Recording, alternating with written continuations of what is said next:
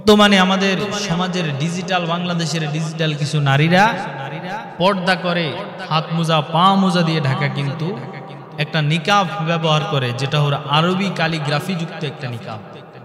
এই নিকাব ব্যবহার করে তারা তো চিন্তা করে যে নিকাবের মধ্যে লেখা থাকে যে মাশাআল্লাহ, আলহামদুলিল্লাহ, সুবহানাল্লাহ।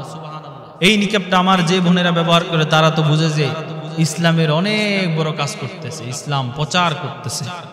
কিন্তু এই নেকাব পায়ে গায়ে দিয়ে এই নেকাব লাগিয়ে তার মাথার মধ্যে মুখের মধ্যে লাগিয়ে যে কত বড় ক্ষতি করছে, সে নিজের ক্ষতি হইতেছে, ইসলামের ক্ষতি হইতেছে, সে এটা যেটা জানেই না। আজকে আপনাদেরকে বলবো যে আরবি ক্যালিগ্রাফি যুক্ত যারা যে সমস্ত মহিলারা বর্তমানে নতুন বাইর হয়েছে, সমস্ত যে মাশাআল্লাহ সুবহানাল্লাহ এগুলো নিকাবের মধ্যে লেখা থাকে। প্রথম কথা বলি যে মাশাআল্লাহ সুবহানাল্লাহ আলহামদুলিল্লাহ আল্লাহু আকবার এগুলো হলো কোরআনুল কারীমের একটা অংশ। কোন মানুষ যদি কোরআনুল কারীমের এই অংশগুলোকে নিয়ে বাথরুমে যায়, যখন কোনো মহিলা এই নেকাব ব্যবহার করলো, হঠাৎ করে তার যখন টয়লেটে যদি ওই নেকাব পরা অবস্থায় যায়, তার কোরআন শরীফ বাথরুমে নিয়ে যাওয়ার কারণে সেই গুনাহ তার আমল নামায় লেখা হবে। তো আপনি তো ইসলাম প্রচার করছেন প্রিয় বোন, কিন্তু ইসলাম প্রচারে আপনার ওই জায়গায় যদি লেখা থাকতো আনা উহিব্বুকা, আরবি বিভিন্ন শব্দ যদি লেখা থাকতো কোনো সমস্যা হতো না।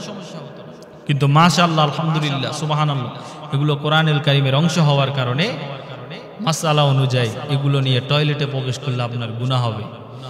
2 নাম্বার, বাথরুমে গেলে এই 1 নাম্বার তো গুনাহ হবে, বাথরুমে এই নেফাক এই নিকাব নিয়ে যদি যান আপনার গুনাহ হবে। 2 নাম্বার যেই কথাটা বললাম যে হায়েজ নেফাজ অবস্থা, মহিলাদের দেখবেন যে মাসিক পিরিয়ড এবং হায়েজ নেফাজ যাদের হয়ে থাকে বাচ্চা প্রসব হওয়ার পর, এই অবস্থায় যদি এই সমস্ত মহিলাগুলো এই অবস্থায় মহিলাদের জন্য কোরআন শরীফ, মহিলারা নাফাক থাকে কোরআন শরীফ তাদের জন্য ছোঁয়া জায়েজ নেই।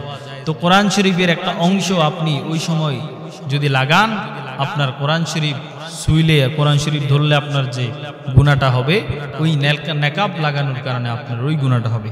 এই জন্য আমরা এক্ষেত্রে বড় ভুল করে থাকি।